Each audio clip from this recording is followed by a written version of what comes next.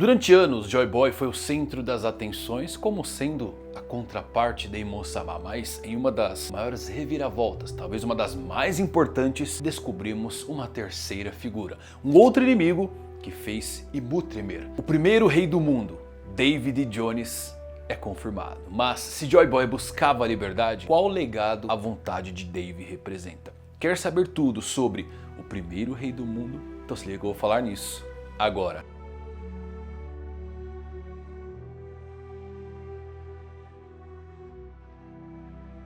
Fala galera, Evandro Fusari com mais um vídeo pra vocês. Como é que vocês estão? Tão bem, tô vendo daqui o sorriso, bochecha corada. Fala sério, é o melhor capítulo da história de One Piece. Eu duvido você achar um capítulo melhor que esse essa semana.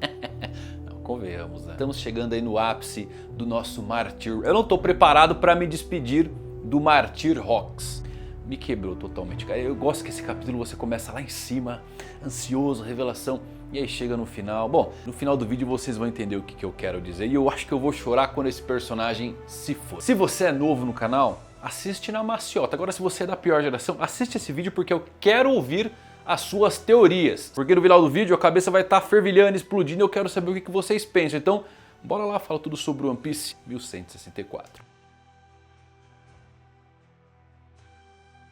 Então bom, meus amigos, nossa história de capa não adiciona nada porque é um pedido de fã e geralmente Oda não traz qualquer tipo de conceito canônico dessas capas que são pedidos de fã. Então vamos direto para o que interessa, que é Rocks sendo atingido pelo terrível Dome Reverse. Roger e os outros se espantam em como os seus hakis mais fortes não acertaram Imu, que pela primeira vez ganha uma descrição que nós podemos usar futuramente. O Roger o chama de coisa fumacenta, o que nos mostra que temos apenas uma manifestação de Imu-sama. Agora a questão aqui é, Imu-sama lá em Mary Joyce é assim também? Será que essa cena está nos dizendo que realmente Imu não tem um corpo original? É de fato uma silhueta? Seria aí o tesouro de Mary Joyce o corpo original de Imu-sama? Lembrem, o Doff fala que o tesouro apodrece rápido demais, o que significa que é algo orgânico. Possivelmente um corpo. A questão é, de quem é o corpo? Potencialmente, aqui nós estamos vendo todo o poder de Imu-sama, que sim, deve ter uma segunda forma completa. Rocks bravamente resiste ao Dome Reverse, podemos ver raios de haki que tentam anular o poder de Imu, que subestimou o poder dos humanos. E é então que entramos em uma espiral de grandíssimas revelações, talvez os maiores desse flashback, e algo que tínhamos muita dúvida, finalmente é confirmado. Rocks, afrontoso, diz: David Jones, um dia já foi o rei do mundo. Isso é simplesmente insano, né, galera? Realmente, o trono vazio um dia pode ter sido ocupado por David Jones.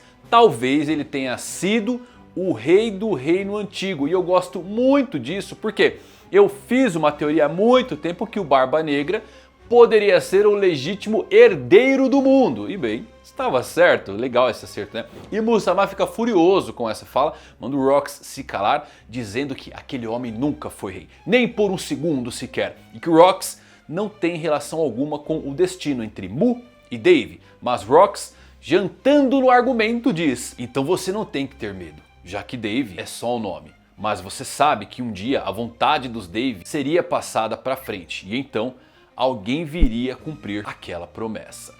Qual promessa seria essa? Eu acredito que é a derrubada de Imu-sama e tomar o trono e por fim se tornar também o rei do mundo. O que significa ser o rei do mundo? Aquele que dita a direção do mundo, da história, do tempo, das pessoas, tal qual Imu e o seu status quo que é mantido atualmente. Rocks continua e me fala: o que te dá mais medo?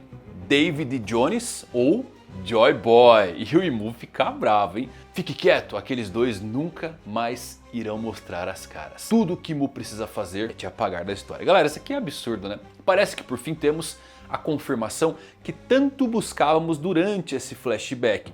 Duas entidades separadas. David Jones pode ser uma pessoa e Joy Boy foi outra. O que confirma também bastante isso é a fala do Emmett, que queria fazer Joy Boy rei, mas não falou rei do quê, né? E eu gosto da possibilidade de termos 3 facções no passado e agora temos 3 no presente. Afinal, teríamos Joy Boy, Dave e Imu, Imu, Barba Negra e Luffy. E por que isso é interessante? Se o Davy Jones for de fato rei do Reino Antigo, na minha visão, podemos adentrar naquela área cinzenta do Reino Antigo, mexendo com tabus de fato, como quem sabe minerando o núcleo da Terra, Mother Flame original, o Sol, que deveria ser intocável pela humanidade. E assim, o que é a vontade do Davy, o que ela diferencia da vontade dos D? Eu acredito, tá? Eu tenho uma teoria pessoal sobre isso que eu acho muito legal, muito interessante, que é o sonho do Davy Jones que o Barba Negra herdou agora. O sonho do Davy Jones pode ser transcender a humanidade. Não ter sonhos, mas se tornar o próprio sonho. Divindades reais. E é por isso que o Barba Negra fala: o sonho dos homens não tem fim. Os sonhos não têm fim porque eles se tornam seres oníricos. Legal isso, né? Bom, os 20 reinos eu acho que não gostaram muito dessa ideia e do que acontecia com o mundo e podem ter selhado para impedir o Reino Antigo de continuar modificando o mundo ou seguir com seu plano de transformar toda a humanidade em algo maior. Mas o que acontece? Mesmo entre esses 20 reis que podem ter se aliado com um propósito até entre aspas bondoso, tínhamos reis malvados, né, como o ancestral do Doflamingo, que já tinha os Tontatas como reféns lá no século perdido. Então, o que isso pode nos mostrar, galera? Algo muito parecido com os sonhos utópicos dos Yonkous no tempo presente. Big Mom, que queria uma família com todas as raças, mas fazia isso de que forma? Obrigando as pessoas a serem parte disso e ainda ao custo da sua alma. Kaido, que queria acabar com todas as guerras, fazendo a maior guerra já feita. Então, os sonhos em si, eles são interessantes, eles têm pontos válidos, mas a forma, o jeito que eles querem concretizar, que é complicado. Lembram da fala do Vegapunk em Egghead? Que a coalizão e o Reino Antigo entraram em guerra por dois ideais diferentes, ao qual o Vegapunk não sabia apontar qual era bom ou qual era mal. E o Vegapunk, galera, ele é total ciência, né? Ele mesmo faz experimentos que são tabus, que são feitos em áreas cinzentas, mas ele faz pelo bem do avanço. E mesmo assim não ficou do lado do Reino Antigo com sua super tecnologia. No meio disso, Joy Boy, o garoto alegre que queria ver o mar, surge. Talvez como Oden, né? E por isso ele se tornou o primeiro pirata sendo banido. E o Joy Boy talvez não fosse um herói, assim como o Luffy, mas por onde passava libertava as ilhas e as pessoas. E o seu sonho,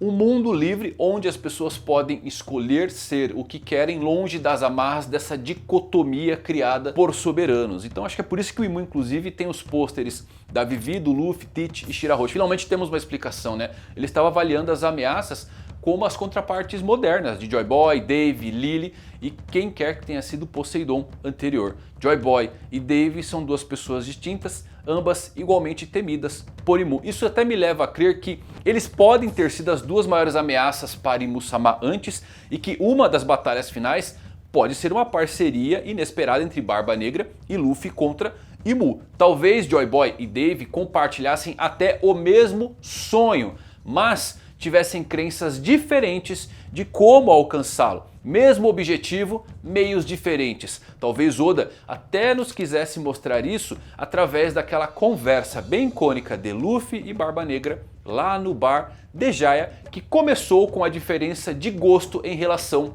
a uma torta, mas acabou revelando como eles são semelhantes em alguns, se não na maioria dos seus aspectos. Eu não consigo evitar a sensação de que a trama começa com Imu contra Luffy e Barba Negra e que depois se transforma em Luffy contra Barba Negra por motivos diversos, carregando a vontade dos seus respectivos legados. Mas, bem, o Mu tenta refutar Rocks dizendo que não há nada a temer porque já havia encontrado bons soldados, os gigantes, que são grandes, inofensivos e completamente perdidos. Rocks fica irado e grita para deixar Harold, que só queria paz para o seu povo, mas Imu se aproveita disso e completa o feitiço. Transformando Rocks em demônio, ele ordena: vá e acabe com o sonho dos Davy. Depois temos uma das cenas mais épicas dessa série. Rocks despacha facilmente Kaido e Big Mom enquanto busca cumprir as ordens de Imu, mas ele é parado por Barba Branca, que, galera, não tem como não gostar do Edward. Notem que ele não usa sua arma, ele para com o seu braço. O fato dele bloquear o golpe por si só já é incrível, tanto para o personagem quanto para a sua tomada de decisões. Ele sabe que Rocks não está agindo como de costume, se concentra na luta, mas mesmo assim não ataca. Ele está bloqueando com o braço. Ele foi muito leal, mesmo depois dessa inesperada traição do seu capitão. E bom, o Clash é tão monstruoso que eles quebram Uranus. Quer dizer, a montanha. Droga, não era uma nave espacial, era pedra mesmo. Estamos ficando como Roger, hein? Loucos de pedra, conversando com rochas. O Roger não chegou lá em Lodestar e ficou escutando uma rocha falar com ele? Pois é, eu achei que era uma nave espacial, mas era só pedra. Bom, vemos as pessoas na ilha fugindo desesperadamente. Temos o Dragon em um belíssimo paralelo aqui, tá? Tanto na fala quanto na sua pose, prostrada de joelhos e em prantos, que é igualzinha a do Luffy quando ele perde os seus Nakamas. E eles dizem as mesmas coisas, mas mal sabia Dragon que ele criou o maior efeito borboleta dos mares dos últimos 40 anos. Ele salvou Kuma, Ivankov e o Shanks. E esses três, mais tarde, retribuíram, salvando a vida de Luffy, o seu filho. Vemos que o Capitão John está vivo, né? E que isso bate com a história dos seus Vivrecards, que ele sai vivo aqui da ilha e morre mais tarde quando reúne o seu tesouro lendário. Chique também foge com um baú que eu aposto que tem a fruta do Dragon. E o Dragon vai comer essa fruta aí ainda em God Valley. Alguém vai derrubar o Chique lá do céu, viu?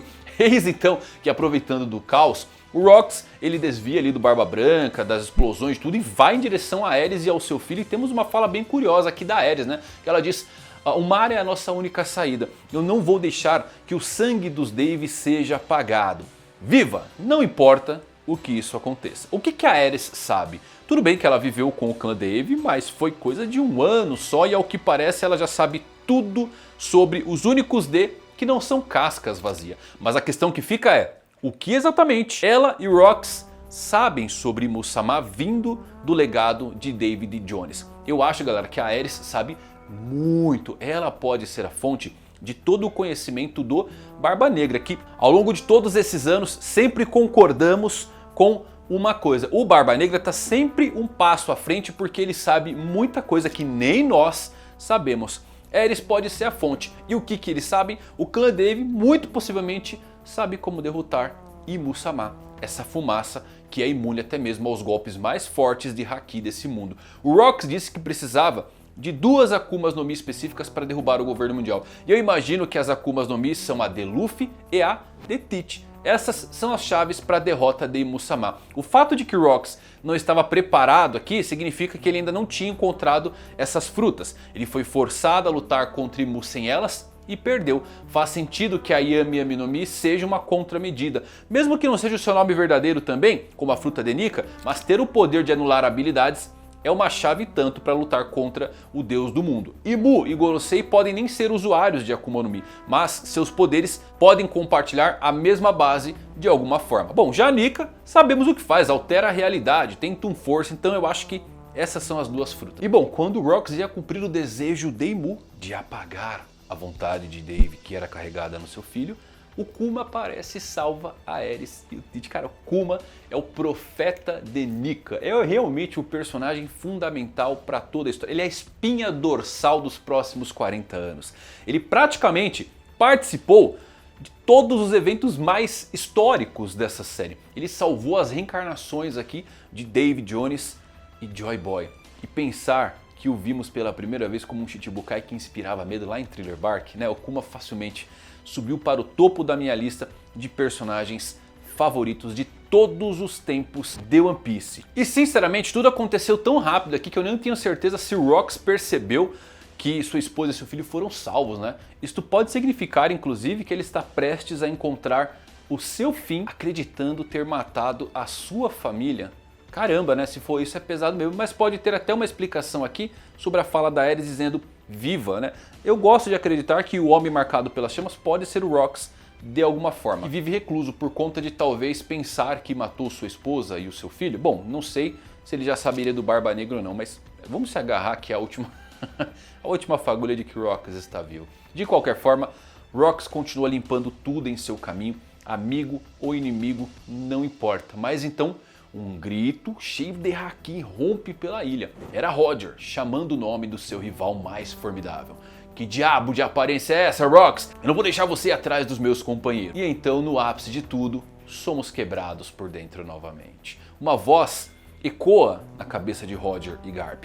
Uma fala que geralmente representa a voz das pessoas quando conversam com a voz de todas as coisas. O haki comum, lembrando, também serve para escutar vozes, mas geralmente é uma coisa ativa do usuário. Essa cena aqui é muito similar ao Luffy embaixo da água, em Wano, conversando com a tripulação do Law, pedindo para o resgatar. Mas, continuando, a voz chega dupla.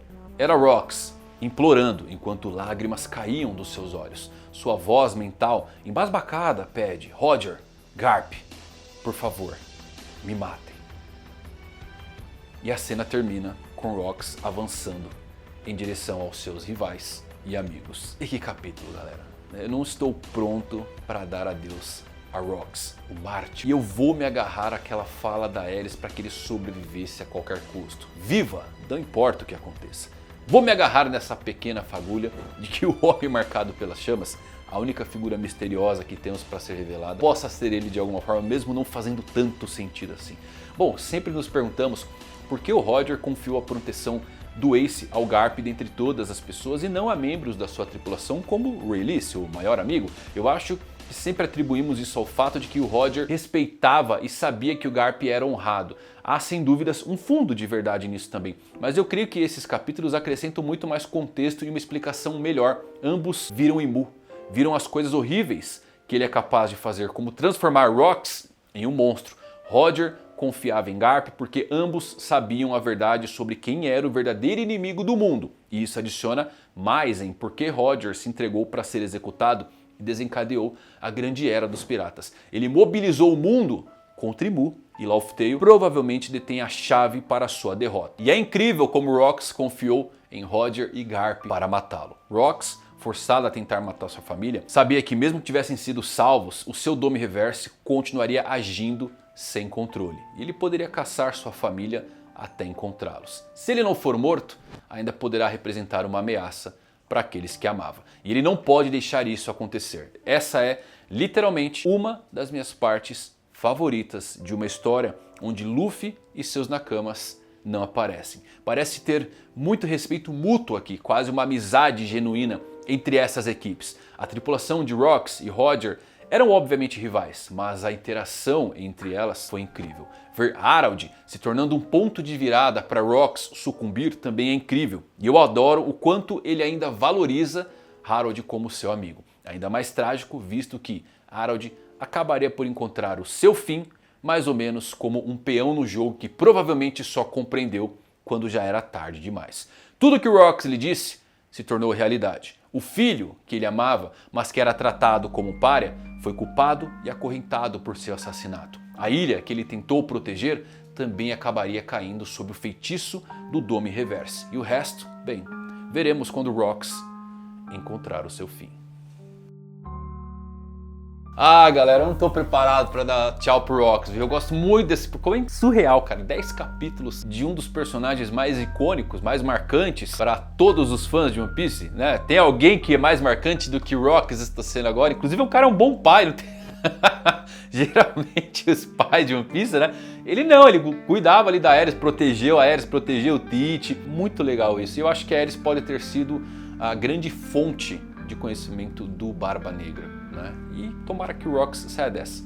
Eu sei que é bem difícil, mas de qualquer forma, muito bom esse capítulo. Um dos melhores do ano, sem dúvidas. David Jones, o rei do mundo. Será que ele era o rei do reino antigo? Ele era de fato uma contraparte para Joy Boy? Ou são mitos e lendas que acabaram criando duas personas diferentes quando na verdade são só uma? Eu quero saber qual que é a sua teoria. David Jones e Joy Boy são pessoas distintas? E Mu disse que eram dois, mas será que isso pode ser diferente?